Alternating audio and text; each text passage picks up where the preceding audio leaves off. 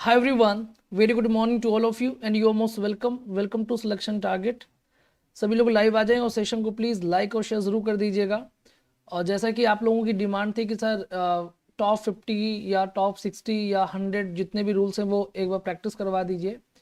तो मैंने ये टॉप 50 टॉप 60 नहीं लिखा है, लेकिन मैं आपको पूरे जितने भी कॉन्सेप्ट्स होते हैं, गोल्डन रूल्स जो हैं, मैं उनके गोल्डन कॉन्सेप्ट्स के नाम से मैं आपको सारी चीज़ें समझा दूंगा। ठीक है, तो आज जो मैं टॉपिक लेने वाला हूँ उसमें आपको काफ़ी चीज़ें मिलेंगी, बस आपको समझना है ध्यान से, क्योंकि कॉन्सेप्ट जब होते हैं तो उसमें सबसे पहला फ़र्ज़ होता है सुनने का। तो जब तक आप सुनेंगे नहीं पूरी बात को, तब तक आपको चीज़ें समझ में नहीं आएंगी। जब मैं डाउट पूछूं तब आप अपने डाउट्स लीजिएगा, ठीक है, पूछिएगा।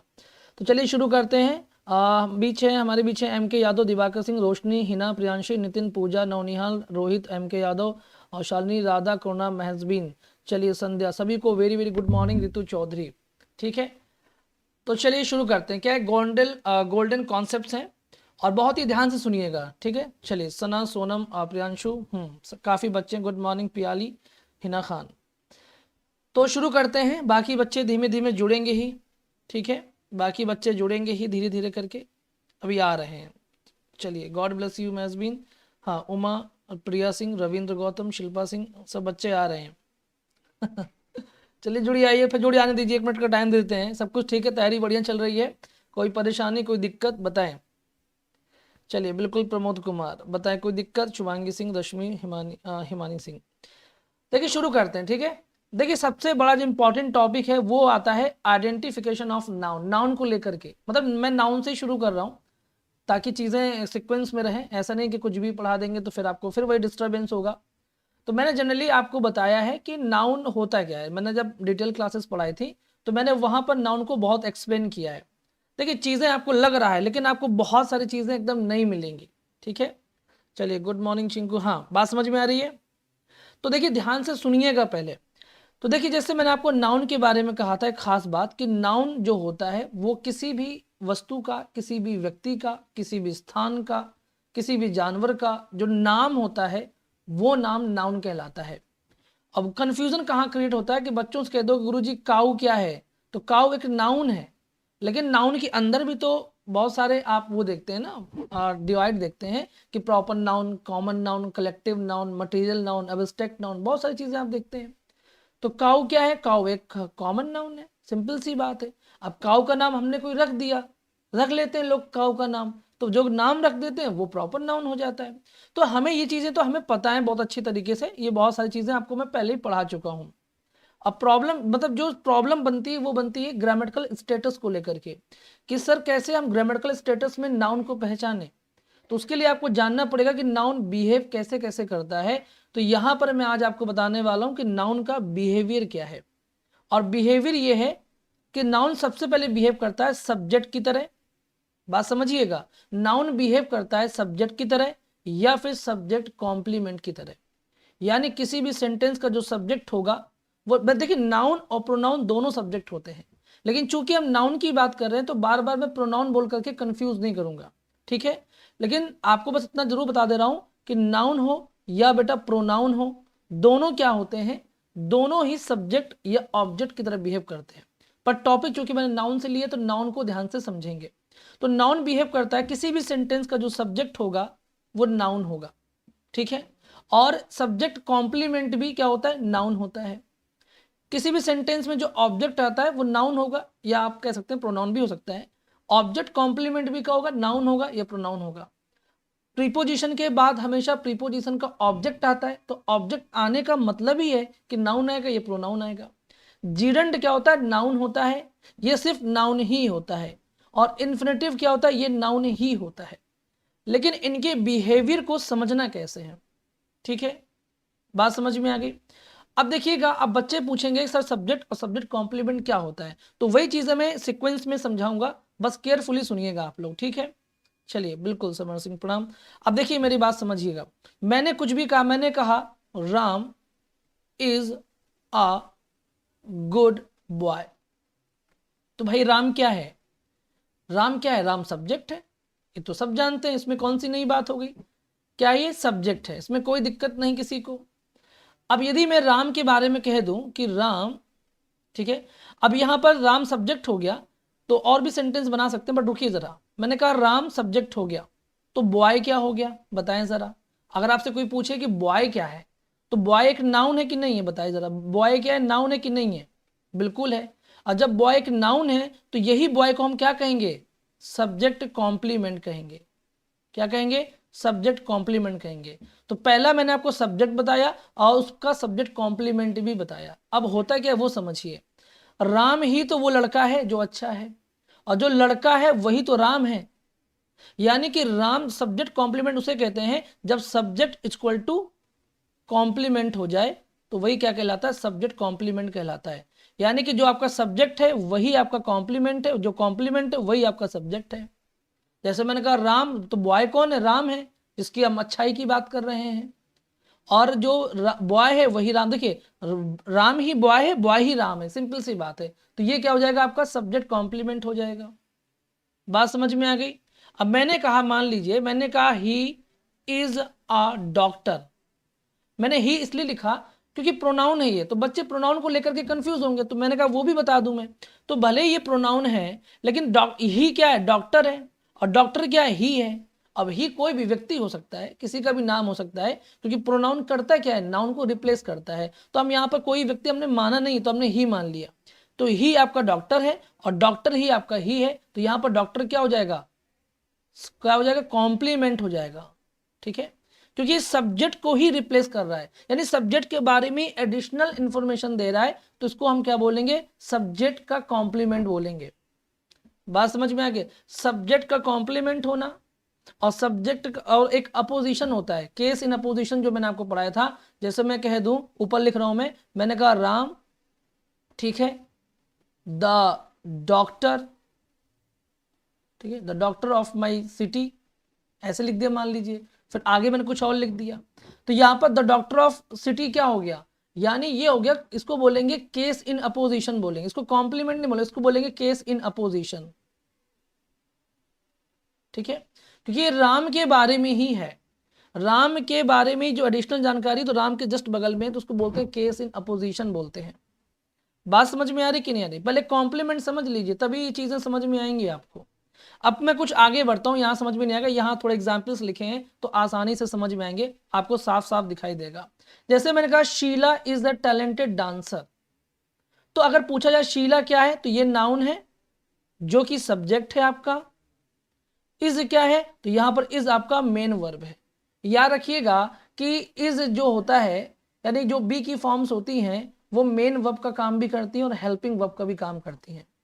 लेकिन सर हम पहचानेंगे कैसे, तो मैंने कहा शी इज अ गर्ल, फिर मैंने कहा शी इज प्लेइंग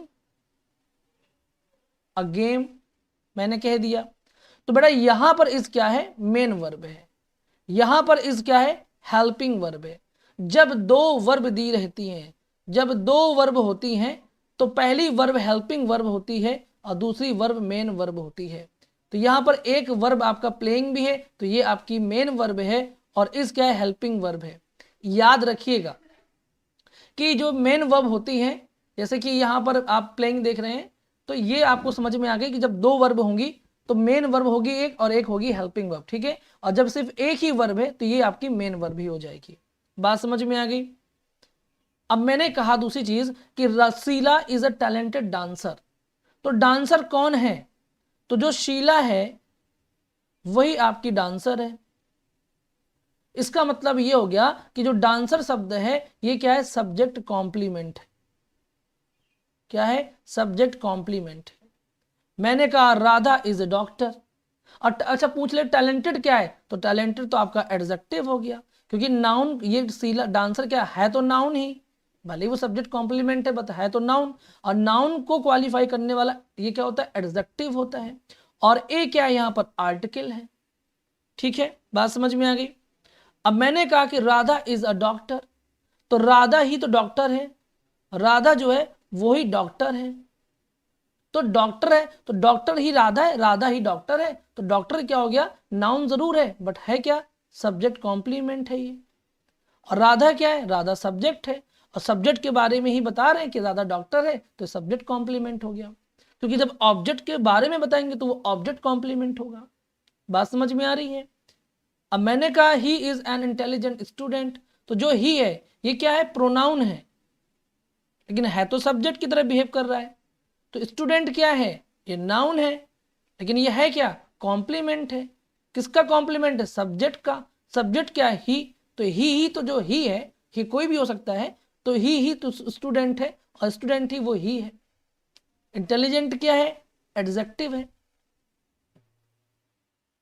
हाँ, यदि आप आर्टिकल लगाइए, क्योंकि आर्टिकल लगाना जरूरी है, ठीक है? क्योंकि जब नाउन दिया है तो नाउन के लिए आर्टिकल का यूज कीजिए, और यदि नाउन नहीं दिया है तो आर्टिकल का यूज मत कीजिए। ये भी मैं आपको बता दूं। जैसे लिखा है you are a loyal friend, तो ये वाला सेंटेंस सही है। और यदि मैं लिख दूं यू आर अ लॉयल, तो ये सेंटेंस गलत है, क्योंकि लॉयल क्या है? एडजेक्टिव है, और एडजेक्टिव कभी आर्टिकल नहीं लेता।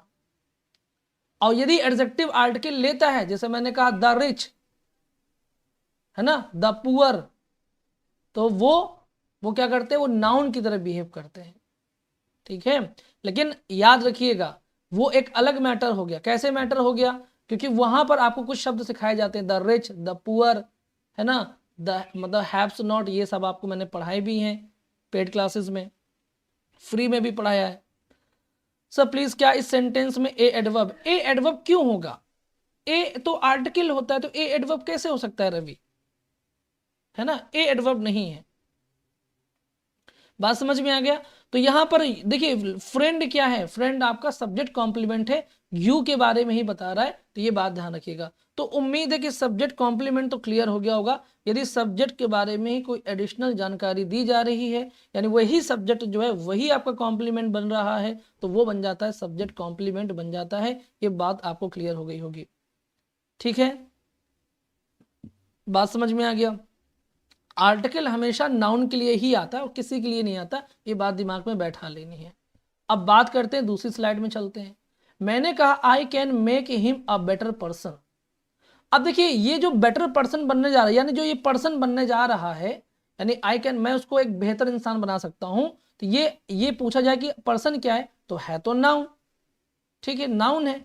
लेकिन पूछा जाए कि ये सब्जेक्ट कॉम्प्लीमेंट है बेटा, कि ये ऑब्जेक्ट कॉम्प्लीमेंट है।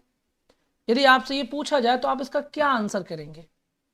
तो क्या आई जो है वही वही अच्छा व्यक्ति बनने जा रहा है? नहीं। तब यहां पर जो ये हिम है, ये अच्छा व्यक्ति बनने जा रहा है। तो जब ये हिम अच्छा व्यक्ति बनने जा रहा है, तो हिम क्या है? हिम इस मेक का ऑब्जेक्ट है, यानी इस मेन वर्ब का ऑब्जेक्ट है।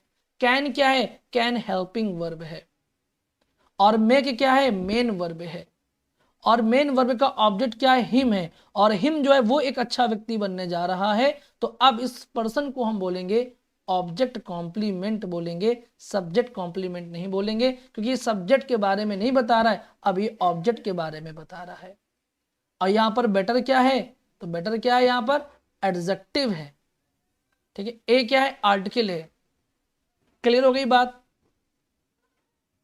ठीक है, तो ये बात समझना बहुत जरूरी है। अभी लगता है कि अरे कुछ ये क्या बता रहे हैं, लेकिन जब पूछते हैं ग्रामेटिकल स्टेटस में तब समझ में नहीं आता। अभी तो बहुत चीजें बाकी हैं, अभी तो शुरुआत है। अब मैंने कहा he called the lady a singer. अब देखिए, उसने जो सिंगर है वो ये ही नहीं है, बल्कि ही ने इस लेडी को सिंगर बुलाया। ही कॉल्ड द लेडी, उसने लेडी को क्या बुलाया? सिंगर। तो सिंगर कौन है? ये लेडी है बेटा, ये लेडी है। बहुत बच्चे तो यही सेंटेंस गलत कर देते हैं कि ही कार्ड द लेडी। ये सर दो दो बार नाउन क्यों आ रहा है सर जी? दो दो बार तो नाउन नहीं आना चाहिए। अगर दो बार नाउन आ रहा है तो हो सकता है कि वो उसका कॉम्प्लीमेंट हो, ये भी तो हो सकता है। तो ये भी ध्यान रखना है। बच्चे बहुत लोग यही नहीं पता होता है कि सर जी दो दो नाउन कैसे आ गए, ये तो दो दो ऑब्जेक्ट दिख रहा है, यहाँ पर द लेडी भी ऑब्जेक्ट है और सिंगर भी ऑब्जेक्ट है, दो दो ऑब्जेक्ट दे रखा है सर जी, ऐसे बच्चे कहते हैं, है ना, ये बचपना है। देखिए, मेन वर्ब कॉल्ड क्या है? मेन वर्ब, मेन वर्ब का ऑब्जेक्ट है द लेडी, और लेडी के बारे में जानकारी दी जा रही है, तो ये हो जाएगा ऑब्जेक्ट कॉम्प्लीमेंट हो जाएगा, है ना। हाँ, ए पर्सन के लिए आया है, ठीक है, ए आया है पर्सन के लिए, क्योंकि पर्सन नाउन है, आर्टिकल नाउन के लिए आता है, ठीक है। बात समझ में आ गया? चलिए, अब दूसरी बात मैंने कहा I found the guard sleeping. अब पूछा जाता है स्लीपिंग क्या है? तो देखिए मैंने गार्ड जो है ना, वो गार्ड सो रहा है यहाँ पर, मैंने गार्ड को सोते हुए देखा। अब देखिए स्लीपिंग को बच्चे पूछा जाए, अच्छा बताइए जीरंड है कि ये पार्टिसिपल है, बताइए क्या है ये, चलिए बताइए जरा अभी, क्योंकि मालूम भी तो चले कितना समझ में आ रही चीज है। बताइए जरा ये जीरंड है कि पार्टिसिपल है, बताएं स्लीपिंग क्या है यहाँ पर। बिल्कुल बिल्कुल, ठीक है हाँ, बताएं ज़रा इसको। आराधना बताइए, चलिए गुड मॉर्निंग मानसी, बिल्कुल बताएं क्या है ये।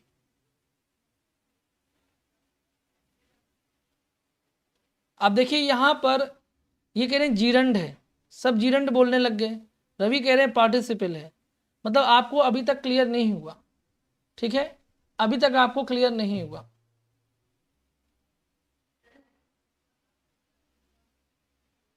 देखिए बात समझिए, मैंने कहा आई फाउंड, बीच बीच में ऐसा नहीं कि सारे सेंटेंस कॉम्प्लीमेंट्री हैं, वरना कंफ्यूजन कैसे, कंफ्यूजन क्रिएट होना भी जरूरी है, ताकि कंफ्यूजन जब क्रिएट होगा तभी उसका सोल्यूशन मिलेगा, वही तो रटने वाली चीज हो गई।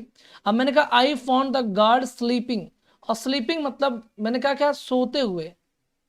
अगर आप इसकी हिंदी निकालेंगे तो क्या निकालेंगे कि मैंने गार्ड को पाया सोते हुए, और मैंने आपको कहा कि जब भी हुए या कर ऐसे सेंटेंस आ जाए, सोकर या सोते हुए, तो वो हमेशा पार्टिसिपल का सेंस देता है, किसका, पार्टिसिपल का सेंस देता है, ठीक है, पार्टिसिपल का सेंस देता है, ठीक है। अब मैंने कहा boring movies make me sleepy, तो यहां पर स्लीपी जो है ना, अब वो किसको स्लीपी बना रहा है, मी को स्लीपी बना रहा है, तो आप इसको बोल सकते हैं कि ये क्या है, ऑब्जेक्ट मी को स्लीपी बना रहा है, तो मी ही सो रहा है, और ये ऑब्जेक्ट कॉम्प्लीमेंट के तौर पे यूज हो रहा है, ठीक है। मतलब आप इतना समझिएगा कि जब भी ना का सेंस आता है तो वो जिरंड होता है, और हुए या कर का सेंस दे जाए तो समझ जाइए कि वो पार्टिसिपल है। अब एक पॉइंट ये भी समझना है कि लिखा हुआ है शी गेव मी अ रोज, अब बेटा जो अ रोज है ये क्या बताइए, अच्छा ये ऑब्जेक्ट है, ये ऑब्जेक्ट कॉम्प्लीमेंट है, ये बताइए, चलिए बताएं जरा, ये जो रोज है ये ऑब्जेक्ट है कि ऑब्जेक्ट कॉम्प्लीमेंट है, बताइए जरा, फिर मैं इसको एक्सप्लेन करूंगा।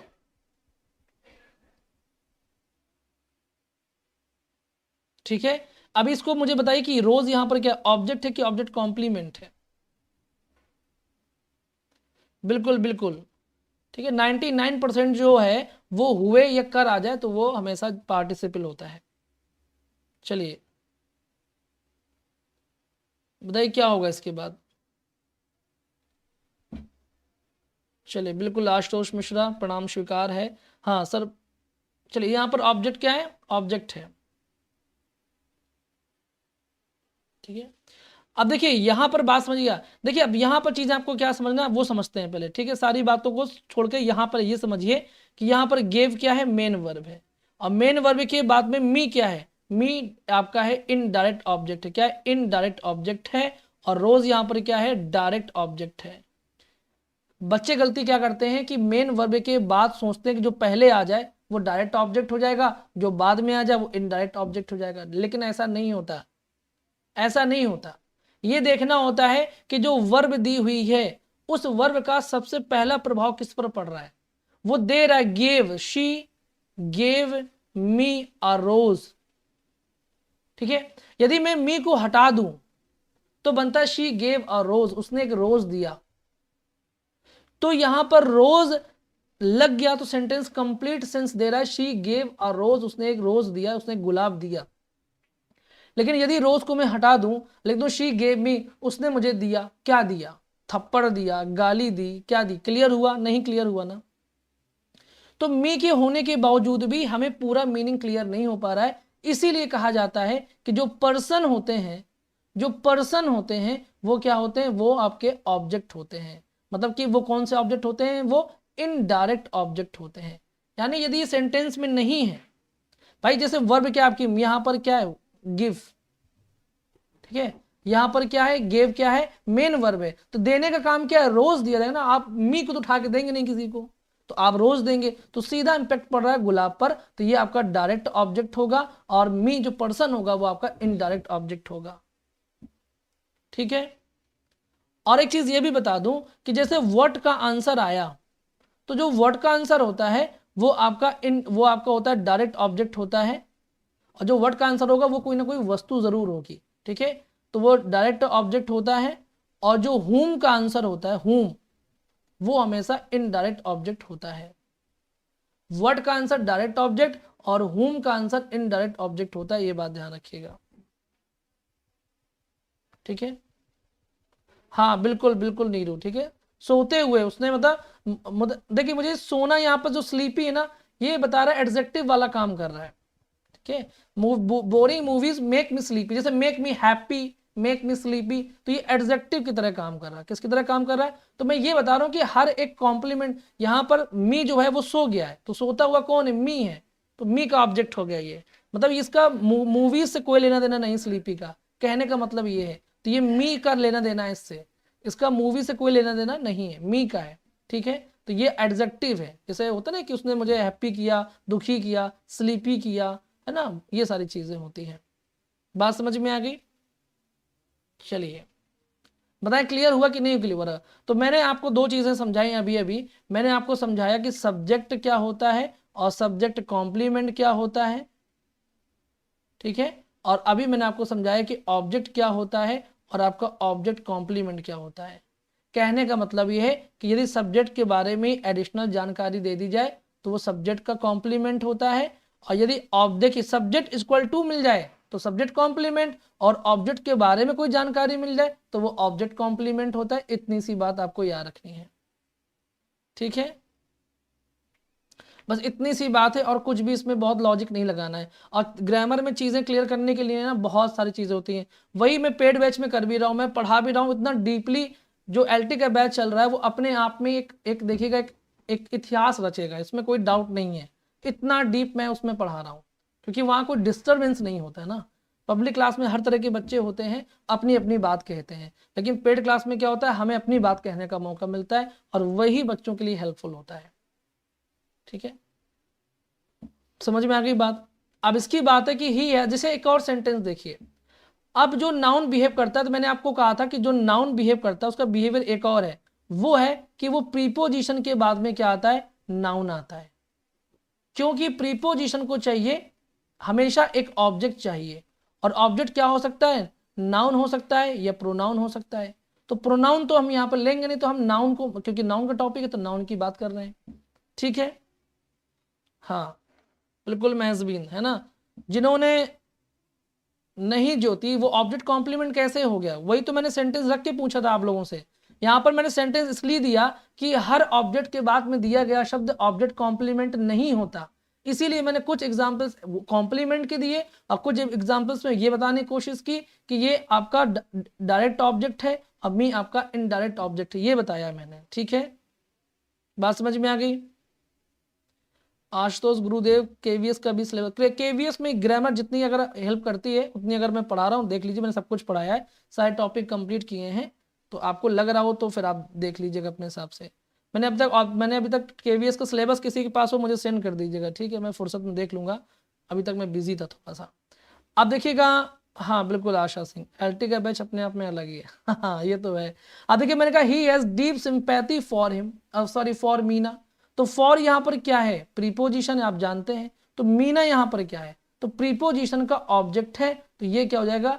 नाउन हो जाएगा, ठीक है। अब मैंने कहा there is always a reason for, for क्या है? प्रीपोजिशन है, और प्रीपोजिशन के बाद चेंज यहाँ पर क्या है? तो आप जानते हैं कि चेंज दो तरह से बिहेव करता है। लाल मनी एलटी की फी कितने? 799 ओनली। इतने में आपको इतना मिलेगा कि आपने कभी उम्मीद भी नहीं की होगी। अब देखिए फॉर प्रीपोजिशन, प्रीपोजिशन के बाद में जो चेंज लिखा है, तो चेंज के दो बिहेवियर होते हैं, ठीक है। मैंने कहा चेंज दो तरह से होता है, एक होता है वर्ब और एक होता है नाउन की तरह बिहेव कर रहा है। तो यहां पर प्रीपोजिशन के बाद में कभी वर्ब नहीं आती, तो यहां पर चेंज क्या है? चेंज एक नाउन है। यहाँ पर चेंज क्या है? नाउन है, क्योंकि फॉर प्रीपोजिशन के बाद में क्या आएगा? ऑब्जेक्ट आएगा, और ऑब्जेक्ट क्या होता है? नाउन, ये प्रोनाउन होता है। तो चेंज बदलाव, बदलाव क्या है? बदलाव एक नाउन है। क्या है? एक नाउन है, ठीक है। जैसे मैं कह दूं ही चेंज्ड हिज माइंड, उसने अपना मन बदल लिया, तो यहां पर चेंज्ड क्या है, ये है वर्ब की सेकेंड फॉर्म, यानी यहां पर चेंज्ड क्या है, वर्ब है, और यहां पर चेंज क्या है, यहां पर चेंज क्या है, बताइए यहां पर चेंज क्या है, नाउन होगा, क्योंकि ये प्रीपोजिशन के बाद में है। तो आपने पॉइंट क्या सीखा, आपने पॉइंट ये सीखा कि प्रीपोजिशन के बाद आने वाला जो शब्द होता है वो प्रीपोजिशन का ऑब्जेक्ट होता है, और उसका फायदा क्या है, उसका फायदा ये है कि उसके अकॉर्डिंग कभी भी वर्ब प्रयोग नहीं की जाएगी। ठीक है, जैसे मैं आपको एक सवाल पूछता हूं, मैंने कहा, अभी मैंने कल पूछा था एक सवाल बच्चों से, तो अगर मैं पूछता हूं बताइएगा, मैंने कहा कि मैंने कहा शी नहीं बोला, कुछ और कुछ बताता हूँ, ठीक है। मैंने कहा कुछ अच्छा कोई ढूंढता हूँ सेंटेंस, जैसे मान ली मैंने कहा टेबल बट मोबाइल्स, ठीक है, फिर मैंने लिखा टेबल बट मोबाइल। अब मुझे बताइए यहां पर क्या वर्ब आएगी, बताइए इज आएगी या आर आएगी, इज आएगी कि आर आएगी, इतना बताइए, चलिए बताइए क्या आएगा, अभी मालूम चेक हो जाएगा कि नॉलेज कितनी हुई, बताइए जरा यहां पर क्या आएगा, इज आएगा कि आर आएगा, बताइए कि यहां पर इज आएगा कि आर आएगा, बताइए, चलिए दोनों लिख के बताइए साथ साथ में। वर्ड ने वर्ड की प्लेस वैल्यू इंपॉर्टेंस है, बिल्कुल बिल्कुल, ठीक है। हाँ कल क्लास चली थी चिंकू। अब बताइए इसमें क्या होगा, बताइए बताइए, चलिए क्या होगा। अब देखिए बच्चे कह रहे हैं इज होगा, दूसरे में कह रहे हैं आर होगा। अब जिन्होंने पढ़ा, देखिए मैं देख रहा हूं कि जो बच्चे पढ़ चुके कॉन्सेप्ट्स को वो सही आंसर कर रहे हैं। अब देखिए यही फर्क पड़ता है, इसमें कुछ जो आर कह रहे हैं वो मोबाइल को देख के कह रहे हैं कि मोबाइल जो लिखा है गुरुजी, यहाँ सिंगुलर है तो यहाँ पर इज आएगा, और यहाँ पर प्लूरल है तो यहाँ पर आर आएगा, ऐसा बच्चे कह रहे हैं, लेकिन गलत है ये गलत है। क्योंकि यही तो समझना है आपको कि जब मैंने कहा कि बट यहां पर क्या है, तो बट दो तरह से बिहेव करता है, एक प्रीपोजिशन और एक करता है कंजंक्शन की तरह। लेकिन बट जब कंजंक्शन की तरह बिहेव करता है तो इसका मतलब होता है लेकिन, जब प्रीपोजिशन की तरफ बिहेव करता है इसका मतलब होता है के सिवाय, यानी एक्सेप्ट है, यानी टेबल मतलब मोबाइल के सिवाय जो टेबल है वो आर सोल्ड हेयर या इज सोल्ड हेयर, मैं अभी बता रहा हूं आपको। तो यहाँ पर जो टेबल है इसके अकॉर्डिंग ही आपको यहाँ पर वर्ब लिखनी है जो कि इज होगी, यहाँ पर जो टेबल है इसके अकॉर्डिंग ही वर्ब आएगी जो कि इज है। मोबाइल ये प्रीपोजिशन के बाद में चाहे सिंगुलर दिया हो, चाहे प्लूरल दिया हो, चाहे कुछ भी दिया हो, आपके बिल्कुल भी फर्क नहीं होना चाहिए। आपके दिमाग में इसके अकॉर्डिंग वर्ब लगाना, क्योंकि प्रीपोजिशन के बाद में प्रीपोजिशन का ऑब्जेक्ट आता है, और ऑब्जेक्ट के अकॉर्डिंग कभी भी वर्ब नहीं आती, ऑब्जेक्ट के अकॉर्डिंग कभी भी वर्ब नहीं आती, क्योंकि हमेशा आपने पढ़ा है सब्जेक्ट वर्ब एग्रीमेंट पढ़ा है, आप कभी भी ऑब्जेक्ट वर्ब एग्रीमेंट नहीं पढ़ते हैं। तो यानी सब्जेक्ट वर्ब एग्रीमेंट का मतलब यह है कि यही एक दूसरे के लिए बने हैं, तीसरा कोई बीच में नहीं आ सकता। ठीक है, बात समझ में आ गया, तो सब्जेक्ट वर्ब एग्रीमेंट बोला जाता है। ये बात को समझना बेहद जरूरी है, एग्जाम में कितना भी घुमा दे आपको घूमना बिल्कुल भी नहीं है। ठीक है, इसके बाद क्या है, अब मैंने कहा every one admire the doctor's devotion to, यहां पर लिखा है टू क्या है, प्रीपोजिशन है, हर क्या है, तो ये तो पॉजिटिव एडजेक्टिव है, क्योंकि ये अधिकार किस पे दिखा रहा है, पेशेंट्स पर, यानी डॉक्टर के अपने पेशेंट्स जो हैं, तो पेशेंट्स जो हो गए तो पेशेंट मतलब मरीज हो गए। ठीक है, तो ये क्या है, नाउन है, तो ये क्या है, इस प्रीपोजिशन का ऑब्जेक्ट है, क्या है, इस प्रीपोजिशन का ऑब्जेक्ट है। बात समझ में आ गई। तो ये जो छोटी छोटी मगर मोटी बातें हैं ना, इन बातों को अपने दिमाग में बैठाते चलना है। ठीक है, अब जब आप प्रोनाउन पढ़ेंगे ना, तो प्रोनाउन में भी आप जब रिलेटिव प्रोनाउन पढ़ेंगे ना, तो अलग ही फील आएगा कि अरे इस लेवल पे हम पहुंच सकते हैं क्या, इस लेवल पे हम पढ़ सकते हैं। ठीक है, ये होता है। हाँ चलिए बढ़िया प्रांशी, कैसे पता चले कंजंक्शन और प्रीपोजिशन है। वीना आप तो हमारे एलटी के बैच में हैं, अब वहां पर मैंने कल भी पूरा मतलब पूरा डिटेल में समझाया कि प्रीपोजिशन कब होगा और कब मालूम चलेगा। तो देखिए जो ये प्रश्न आया है कि बट कब प्रीपोजिशन होता है और कब बट या कोई भी चीज़ है, कि हम कैसे पहचानेंगे कि कोई भी चीज़ प्रीपोजिशन है कि कोई रिलेटिव प्रोनाउन है, तो यही तो मैंने कल एलटी के बैच में इतना एक्सप्लेन किया था वीना। आप तो हमारी पेड स्टूडेंट है, आपने अगर वीडियो कल वाली क्लास नहीं देखी है तो कल, क्योंकि संडे था, हो सकता है आपको लगा हो कि संडे क्लास ना चलेगी, तो आप कल का वीडियो देखिएगा, आपको सारी चीज़ें क्लियर हो जाएंगी। और जब यहाँ पर पढ़ाने का टाइम आएगा प्रोनाउन में, तब मैं वहाँ पर एक्सप्लेन कर दूंगा, ठीक है। अभी जो चल रहा है वो चलने दीजिए। अब देखिए मैंने कहा, अब एक और बात समझते हैं। यदि आपसे कोई पूछे कि ऑफ यहाँ पर क्या है, तो आपको पता है कि ऑफ यहाँ पर प्रीपोजिशन है, तो फिर सिंगिंग क्या है। अब सवाल आता है सिंगिंग क्या है, जीरंड है कि पार्टिसिपल है, बताइए चलिए, जीरंड है कि पार्टिसिपल है, बताइए चलिए। अब यहां पर जीरंड है कि पार्टिसिपल है, सिंगिंग के बारे में बताइए, ठीक है। तो इसकी आप दो तरीके से आंसर निकाल सकते हैं, चाहे तो आप हिंदी निकाल लीजिए, चाहे आप लॉजिक कॉन्सेप्ट से भी आंसर निकाल सकते हैं। सिंपल सी बात है कि ऑफ क्या है, प्रीपोजिशन है, और प्रीपोजिशन को चाहिए ऑब्जेक्ट है, और ऑब्जेक्ट क्या होता है, तो प्रोनाउन या नाउन होता है, तो प्रोनाउन तो ये दिया नहीं गया है, तो ये क्या है, नाउन ही है, और नाउन का मतलब ही है कि जीरंड। पार्टिसिपल कभी नाउन नहीं हो सकता, ये बात दिमाग में बैठा लीजिए, जीरंड ही नाउन होता है। पार्टिसिपल जो होता है वो एडजेक्टिव हो सकता है या वो वर्ब हो सकता है, ये मैंने आपको फाइनाइट। अच्छा देखिए प्रियांशी करेंगे पार्टिसिपल है, कैसे पार्टिसिपल हो सकता है, प्रीपोजिशन के बाद, यही तो कॉन्सेप्ट्स हैं जो आपको समझ लेने हैं, कि जब मैंने बोला कि प्रीपोजिशन के बाद में प्रीपोजिशन का ऑब्जेक्ट आता है, तो आपको ये बात पता होनी चाहिए कि जो पार्टिसिपल होता है वो या तो एडजेक्टिव हो सकता है या फिर वर्ब हो सकता है, लेकिन कभी नाउन नहीं हो सकता। और यदि यहां पर प्रीपोजिशन के बाद में ऑब्जेक्ट यदि नाउन ही होता है, तो डेफिनेटली ये बात डेड श्योर है कि ये आपका जीरंड ही होगा, ना कि पार्टिसिपल होगा। बात समझ में आ गई, बात समझ में आ गई। पार्टिसिपल कभी भी नाउन नहीं हो सकता, इसकी सिर्फ दो ही रिक्वायरमेंट है, ये तो ये एडजेक्टिव हो सकता है या फिर ये वर्ब हो सकता है, और कुछ भी नहीं हो सकता। ये मैंने फाइनाइट नॉन फाइनाइट में समझाया है। अब मैंने आपसे कहा कि swimming is a good exercise, तो देखिए ये क्या है, सब्जेक्ट है, और ये क्या है आपका मेन वर्ब है। तो सब्जेक्ट है, तो सब्जेक्ट के साथ सब्जेक्ट के अकॉर्डिंग वर्ब आई है, तो डेफिनेटली कोई पूछ दे कि स्विमिंग आपका पार्टिसिपल है कि ये जीरंड है, तो आपको बिना सोचे बोल देना है कि जीरंड है, क्योंकि जीरंड ही नाउन होता है, और नाउन ही या तो सब्जेक्ट होता है या ऑब्जेक्ट होता है। तो यहाँ पर noun as a object behave कर रहा था, जो कि प्रीपोजिशन का ऑब्जेक्ट था। यहाँ पर noun as a subject behave कर रहा है, जो कि इस वर्ब का सब्जेक्ट है। किसका सब्जेक्ट है, इस वर्ब का। वर्ब इज आई है, क्यों आई है, क्योंकि स्विमिंग सिंगुलर है, प्लूरल होते तो आर आती, ठीक है। बात समझ में आ गई, क्लियर हो गई बात। तो कहीं पर भी आपको प्रीपोजिशन के बाद में आईएनजी फॉर्म दिख जाए, तो आपको इतना सा भी कंफ्यूज नहीं होना है कि वो पार्टिसिपल हो सकता है, वो हमेशा और हमेशा जीरंड ही होगा। बात समझ में आ गई, क्योंकि ये क्वेश्चन मैंने आपसे कई दफा पूछा है और आपने कई दफा गलत किया है। प्रीपोजिशन के बाद आने वाला वर्बियल जो जीरंड, जिसको बोलते हैं पता है, देखिए नाम भी समझ लीजिए।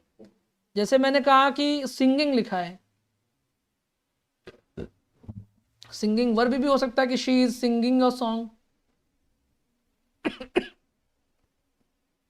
तो ये जो सिंगिंग है ये क्या है पता है, ये पार्टिसिपल है, मतलब मेन वर्ब है। जो पार्टिसिपल है ये पार्टिसिपल है, और ये वर्ब की तरह बिहेव कर रहा है, ठीक है। अब मैं कह दूं कि I saw a singing boy, तो सिंगिंग यहां पर सिंगिंग क्या है, ये यहां पर भी क्या सिंगिंग पार्टिसिपल है, बट एडजेक्टिव है। पॉइंट समझ में आ रहा है कि नहीं आ रहा। देखिए मैंने कहा she is singing a song, यहां पर सिंगिंग क्या है, वर्ब है। आप ये जान रहे कि ये मेन वर्ब है, और वर्ब जो होती है वो पार्टिसिपल होती है। तो ये पार्टिसिपल है जो कि वर्ब की तरह बिहेव कर रहा है। और ये सिंग, मैंने एक गाते हुए लड़के को देखा, तो ये गाता लड़का कैसा है, गा रहा है, तो यानी ये सिंगिंग क्या है, ये नाउन के पहले भी आया है, तो ये एडजेक्टिव होगा। और एडजेक्टिव है तो कौन सा एडजेक्टिव है, पार्टिसिपल एडजेक्टिव है, क्योंकि ये पार्टिसिपल ही एडजेक्टिव की तरह बिहेव करता है। फिर नाउन कभी एडजेक्टिव नहीं हो सकता, यानी ये कभी जीरंड नहीं हो सकता।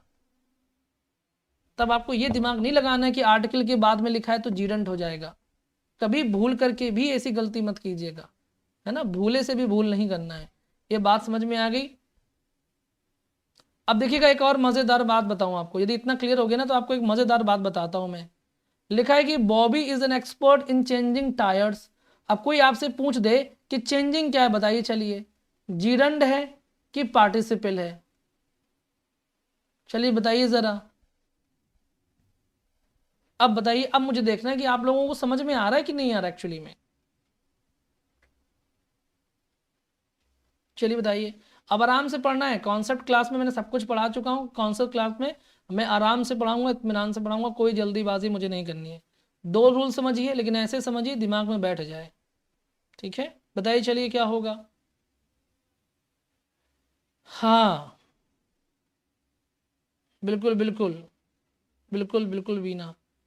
अब देखिए बच्चे बोल रहे हैं पार्टिसिपल है, जीरंड कुछ लोग बोल रहे हैं, मतलब अभी भी कॉन्सेप्ट क्लियर करने में प्रॉब्लम आ रही है, अभी भी कॉन्सेप्ट क्लियर करने में प्रॉब्लम आ रही है ना?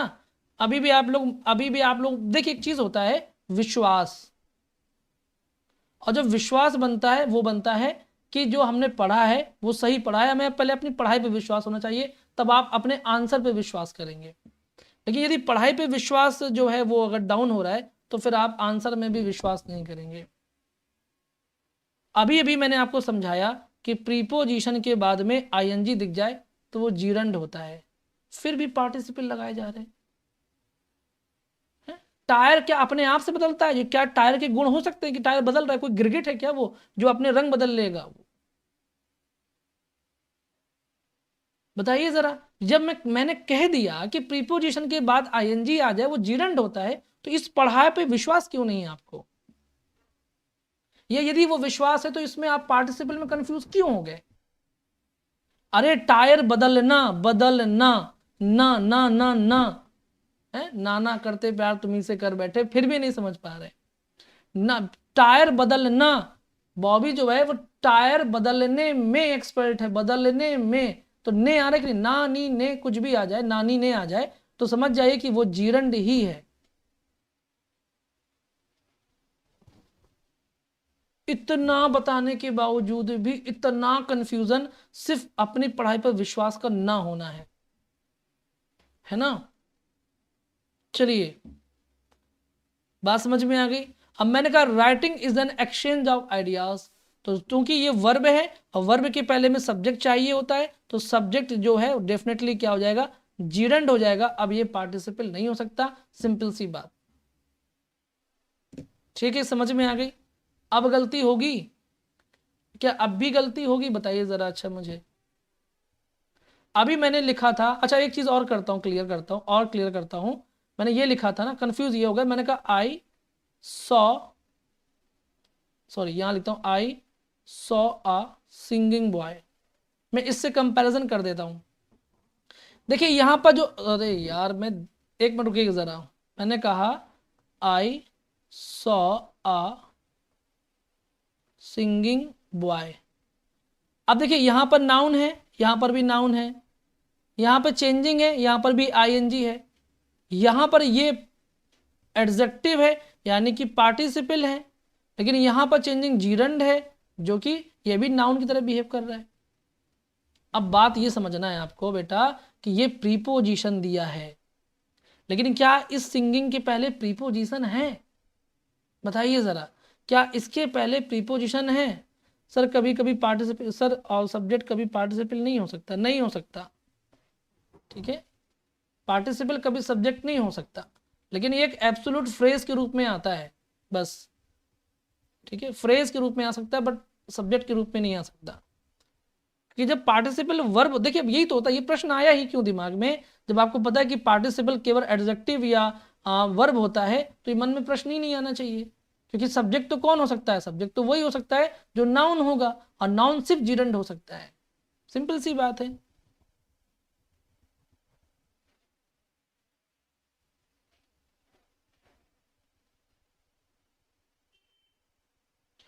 अब देखिए, अब सवाल ये आया जैसे कि Bobby is an expert in changing tyres, तो बात ये है कि बच्चे ये कहेंगे सर यहां पर एक्सपर्ट के पहले आपने एन क्यों लगाया? ठीक है, ये मन में प्रश्न आता है कि यहाँ पर एन, बात ये है कि जैसे एक्सपर्ट है वो, तो जो एक्सपर्ट है यहाँ पर एन का यूज क्यों किया गया है? तो जो आप देख रहे हैं कि बात ये कि जब हमको जब जीरंड यूज करना है तो जीरंड सीधा नहीं आएगा ना कि Bob is expert changing tyres, ऐसा नहीं आएगा, तो हमको यहाँ पर लेना पड़ेगा। तो ये पूरा का पूरा जो आप देख रहे हैं ये पूरा का पूरा एक फ्रेज के रूप में काम करेगा, जो कि आपका जो होगा वो नाउन फ्रेज होगा। तो जब नाउन फ्रेज होगा तो आपका, तो वहां पर जब नाउन फ्रेज होगा तो ये अन आर्टिकल जो आया है वो पूरे नाउन फ्रेज के लिए आएगा।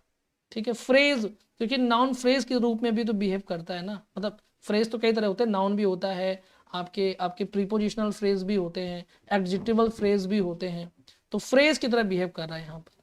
ठीक है, बात ये है, बात समझ में आ गई? फ्रेज के रूप में बिहेव कर रहा है। अब मैंने कहा writing is an exchange of ideas, तो राइटिंग क्या है? आपका सब्जेक्ट है, जीरंड हो जाए, ध्यान रखिएगा। इसके पहले प्रीपोजिशन है और यहाँ पर प्रीपोजिशन नहीं है, तो ये पार्टिसिपल है और ये जीरंड है, सिंपल सी बात है। अब गलती नहीं होगी। राधा कह रही, चलिए बढ़िया है। अब देखिए आगे और समझ लेते हैं। हालांकि बताइए 1 घंटा मालूम नहीं चलेगा, मालूम नहीं चला, काफ़ी टाइम हो गया, अभी दोपहर वाली क्लास भी लेनी है। ठीक है, अब बात समझते हैं दूसरी चीज़। मैंने कहा टू टेल द ट्रूथ। अब बच्चे देखिए यहाँ पे लिखा है टू टेल, तो मैंने आपको बताया शुरू में, देखिएगा ध्यान दिया हो आपने कि इन्फिनेटिव भी लिखा है, तो इन्फिनेटिव भी क्या होता है? नाउन होता है।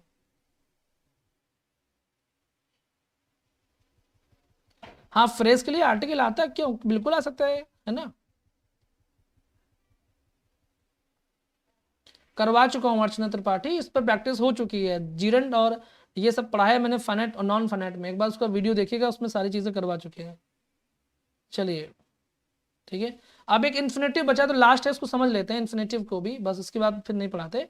मैंने कहा to tell the truth is always right, तो यहाँ पर देखिए to tell the truth is always right, तो यहाँ पर अगर आप अलग अलग देखेंगे तो टू प्रीपोजिशन हो गया, टेल यहाँ पर क्या हो गया? वर्ब हो गई। लेकिन जब आप एक साथ देखते हैं तो ये बनता है इन्फिनेटिव, और इन्फिनेटिव मतलब नाउन ही होगा। अब अगर आप हिंदी निकालेंगे तो देखिए हिंदी में भी निकल के आएगा कि सच बोलना, सच बोलना, आ गया ना? ना आ गया कि नहीं आ गया? टू टेल द ट्रूथ, सच बोलना, इज ऑलवेज राइट, तो ना शब्द आ जाए तो जान जाइएगा ना आ गया, मतलब कि वो इन्फिनेटिव है। ना आ जाए और आईएनजी फॉर्म हो तो जीरंड होता है, ना आ जाए और आपका टू प्लस वर्ब की फर्स्ट फॉर्म हो तो वो इन्फिनेटिव होता है। क्या होता है? इन्फिनेटिव होता है। चलिए, शशिकांत राठौड़, गुड मॉर्निंग, बात समझ में आ गई? अब यहां पर दिमाग नहीं लगाना है कि अरे अगर आपसे ये पूछता है कि फाइंड क्या है, केवल फाइंड पूछ दे, तो यहां पर जो केवल फाइंड, पहली बात तो वो पागल नहीं है, क्योंकि अगर ऐसे आगे अलग अलग वर्ड पूछेगा तो ये तो प्रीपोजिशन है, फाइंड क्या, ये तो वर्ब हो गई। अगर पूछ देगा तो फिर वर्ब बताइएगा, और ऐसे पूछेगा कि ये क्या है तो आपको बोलना है कि इन्फिनेटिव है। अगर इन्फिनेटिव नहीं देगा तो वो नाउन दे देगा, तो आपको नाउन बोल देना है, हालांकि वो इन्फिनेटिव ही पूछेगा तो। ठीक है, अब बात ये ना कि पूछने के तरीके पे भी बहुत चीजें डिपेंड करती हैं कि एग्जामिनर पूछता कैसे है। तो to find fault, to find क्या है? इन्फिनेटिव है और ये नाउन है, यानी गलती ढूंढना, गलती ढूंढना। ठीक है, your duty is to finish the work, तो टू फिनिश यहां पर क्या है? इन्फिनेटिव है। काम को खत्म करना, काम को खत्म करना, ना का सेंस आ रहा है। To play is good exercise, खेलना, ना, तो जहां पर भी बात समझ में, खेलना ना आ गया, तो जहां भी ना आ जाए तो बस याद रखिएगा, मेरे बात को याद रखिएगा, टू प्लस वर्ब की फर्स्ट फॉर्म और ऊपर से लिख के आ जाए नानी ने, तो मतलब नानी ने का सेंस दे, तो समझ जाइएगा कि वो इन्फिनेटिव ही है। और यदि वर्ब में आईएनजी है और नानी ने का सेंस दे तो समझ जाइएगा वो जीरंड है। और यदि वर्ब में आईएनजी है और कर या हुए का सेंस दे तो समझ जाइएगा कि वो पार्टिसिपल है। ठीक है, और जब कर होता है तब वर्ब होती है, मतलब पार्टिसिपल एज वर्ब होता है। जब हुए होता है तो, लेकिन इसमें कंफ्यूज ज्यादा होंगे आप, इसलिए आपको बस इतना याद रखना है कि कर या हुए आ जाए तो वो पार्टिसिपल है। ठीक है, लोग कह रहे हैं कि सर आपकी टीचिंग स्टाइल यूनिक है। ओह थैंक यू, बात समझ में आ गई? इतनी बातें क्लियर हो गई होंगी। तो बस कॉन्सेप्ट क्लियर हो जाएंगे आपके, ठीक है। अब वीडियो नहीं समझ में आएगा तो दोबारा भी देख ले कीजिए, क्योंकि रिकॉर्ड हो गई इन चीज़ें, अब आपके लिए हमेशा के लिए अवेलेबल हैं, ठीक है। और बाकी जो लोग चाहते हैं कि ऐसे कॉन्सेप्ट्स को पढ़ें डिटेल में और डीपली पढ़ें, तो उनके लिए ये एलटी का बैच, मतलब सिर्फ 799 आपकी लाइफ में एक ही बार ग्रामर पढ़ने का अवसर रहेगा, उसके बाद आपको ग्रामर पढ़ने की नौबत ही नहीं आएगी। पढ़ाया ही इसी तरीके में जा रहा है, कोई जल्दीबाजी नहीं की मैंने। सोचिए मैंने 6 लेक्चर लिए सिर्फ किस पे, प्रोनाउन पे। क्यों? क्योंकि उसमें एक एक रूल को डीपली जा जा करके समझाया है, बच्चों के डाउट्स ले ले करके समझाया है। और जब आप तुरंत डाउट पूछते हैं, तुरंत आपको डाउट के आंसर मिलते हैं, तो आपकी चीजें मजबूत होती हैं। तो अगर आप इन्वेस्ट करना चाहते हैं तो आपकी इच्छा पर है। 31 अक्टूबर वैलिड भी, 1 साल बहुत होता है, उतने में आप एक्सपर्ट हो जाएंगे खुद भी। Detail practice, vocab, doubt session सब कुछ मिलता है। डेली में डाउट लेता हूँ, ऐसा नहीं कि एक दिन डाउट लेता हूँ, डेली डाउट लेता हूँ। एवरी डे क्लास के बाद में मैं हमेशा डाउट लेता हूँ बच्चों का, चाहे उसके लिए 10 मिनट लग जाए, 15 मिनट लग जाए, 20 मिनट लग जाए, doesn't matter. Daily doubt, daily teaching, daily doubt, daily teaching, दोनों पैरेलल चल रहे हैं। इससे मजबूती बहुत आ रही है ग्रामर में, ठीक है। आप सब एग्जाम, और जो रिकॉर्ड, जो चाहते हैं रिकॉर्डेड मिल जाए, तो वो 499 है, सिर्फ 300 का डिफरेंस है। किन दोनों में आपको बहुत कुछ एक्स्ट्रा मिलेगा जो आपको समझ में आएगा। इसमें पीडीएफ नोट्स मिलती हैं और सारी वीडियोस रिकॉर्डेड फॉर्म में मिल जाएंगी, ठीक है। बाकी क्वेरी के लिए ये नंबर, इस नंबर पर क्वेरी करना है और सब्सक्राइब कर लीजिएगा, नया है। चलिए दीपू सर, आप कॉन्सेप्ट को बहुत अच्छे से क्लियर करते हैं। हाँ, आज तक ऐसी क्लासेस नहीं मिली, बहुत बढ़िया है सर। मैं फॉर्म फिल करूँ या 1600 रुपये में एलटी का बैच? अब देखिए, अब मैं इसमें कुछ नहीं कर सकता, गवर्नमेंट इतनी महंगी कर रही फीस, तो बच्चा ये तो गवर्नमेंट की बदमाशी है ना। वो ऐसा लगता है कि नौकरी नहीं दे रहे हैं, कमा रहे हैं, कमाने में तुले हुए। इतनी महंगी महंगी 1500 रुपये, 2000 रुपये का फॉर्म बच्चा कहाँ से अफोर्ड करे, है ना। हम भी स्टूडेंट लाइफ में थे तो बहुत सोच के फॉर्म भरते थे, बहुत सारे फॉर्म तो भरते ही नहीं थे, इसलिए क्योंकि उसकी फीस 2000 रुपये है, कौन भरेगा। चलिए खुशी सर, आप थैंक यू खुशी आपके कॉम्प्लीमेंट के लिए। अंकिता, चलिए अंकिता थैंक यू। ऐसे ही छोटी छोटी क्लासेस मिलेंगी, ये तो काफ़ी लंबी हो गई आज क्लास, लेकिन गोल्डन रूल्स के नाम पर आपको बहुत सारी क्लासेस मिलेंगी जो आपके सारे कॉन्सेप्ट्स को क्लियर करती चलेंगी, ठीक है। सब नहीं, पेड वालों की क्यों ख़त्म होगी बेटा, है ना, पेड वालों की वीडियोस ख़त्म नहीं होगी। बाकी जितने फ्री वीडियोस हैं प्रैक्टिस सेशंस को छोड़ के, वो 31 दिसंबर को प्राइवेट हो जाएंगी। यही महीना बचा है आपके पास में बस, ठीक है।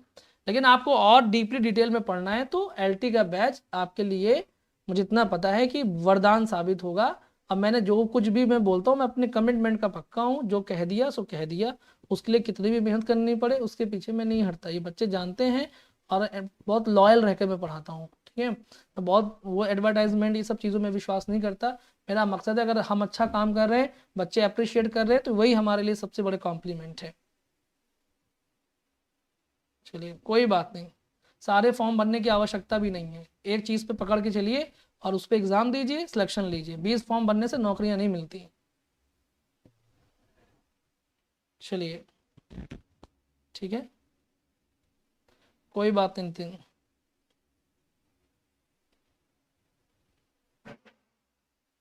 Pramod Kumar thank you. चलिए Shubhangi Singh and thank you all. अब मिलेंगे आपसे 12:30 बजे, ठीक है। तो 12:30 बजे मिलेंगे, तो फिर तैयार रहिएगा, अपना ख्याल रखिए और अपने फीडबैक ज़रूर दीजिएगा यदि आपको ये जो नया मैंने शुरू किया है, ठीक है। हेमवती कुशवाहा, सब कुछ आप लोगों के अकॉर्डिंग नहीं होगा, कुछ मेरे अकॉर्डिंग भी चलने दीजिए, ठीक है। हाँ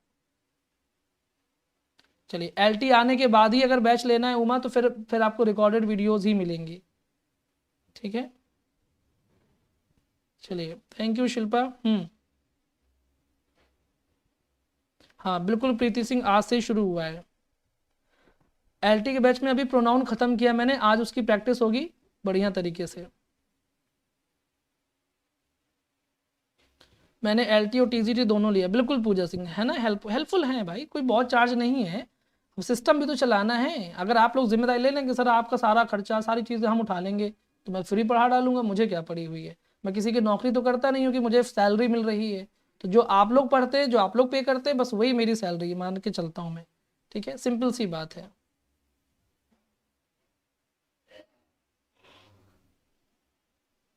चलिए बात समझ में आ गई। देखिए सनाया मैं देख लूंगा, लेकिन थोड़ा व्यस्तता रहती है, आपको पता है कि मेरे अभी यहाँ क्या चल रहा था, तो अभी मैं फ्री हुआ हूँ, धीमे धीमे आपके आंसर्स कर लूंगा। और आप लोग, एक बच्चा आंसर, मतलब एक बच्चा नहीं, व्हाट्सअप में पूछता है, बहुत सारे बच्चों की क्वेरीज पड़ी रहती हैं, तो मैं अगर मैं आंसर देने बैठूंगा तो मैं 3-3 घंटे आंसर ही देता रहूंगा। तो जिसका टाइम निकल आया बीच में आधा घंटा 1 घंटे का, तो आंसर भेज दिया, फिर मैंने अपना टाइम, फिर जब मुझे लगा कि टाइम मिलेगा तब मैं भेज दूंगा। तो मैं तुरंत आंसर नहीं कर सकता किसी, काफ़ी बच्चे पूछते हैं और सबके आंसर करना पॉसिबल नहीं है। और जब टाइम मिलता है तो मैं आंसर जरूर करता हूँ, किसी किसी को मैं 3-3 4-4 दिन में आंसर करता हूँ, लेकिन आंसर कर देता हूँ। ठीक है, तो आपको भी आंसर मिल जाएगा, सो वेट कर लीजिए। बाकी जो बच्चे पेड होते हैं मेरी प्रायोरिटी में पहले वो रहते हैं भाई, जिनने पे किया पहले मैं उनके आंसर्स देखूंगा, बाकी जो फ्री वाले हैं उनको तब बाद में ही देख पाऊंगा, क्योंकि ये तो होता ही है कि जो बच्चे नहीं, वो कहेंगे सर हमने पे किया हमें क्या मिल रहा है। तो जो पे करते हैं उनको खुद 2 दिन में हो जाता है मुझे आंसर किए हुए, तो टाइम लगता है, आसान नहीं है चीज़ें। सर ग्रामर बैच 799 वाला टीजीटी पीजीटी के लिए, हाँ बिल्कुल नम्रता, ये 799 आपको टीजीटी, देखिए कॉन्सेप्ट तो कॉन्सेप्ट होता है, वो टीजीटी में भी हेल्प हेल्प करेगा, पीजीटी में भी हेल्प करेगा, या कोई और एग्जाम दे रहे हैं आप उसमें भी हेल्प करेगा। तो डेफिनेटली ये 799 आपके लिए दोनों में हेल्पफुल है, बल्कि लगभग सभी एग्जाम्स में हेल्पफुल रहेगा। बिल्कुल महेश कुमार, थैंक यू। चलिए ठीक है, और बाकी जो लोग जो भी इंटरेस्टेड हैं इस नंबर पे क्वेरी कर लीजिएगा।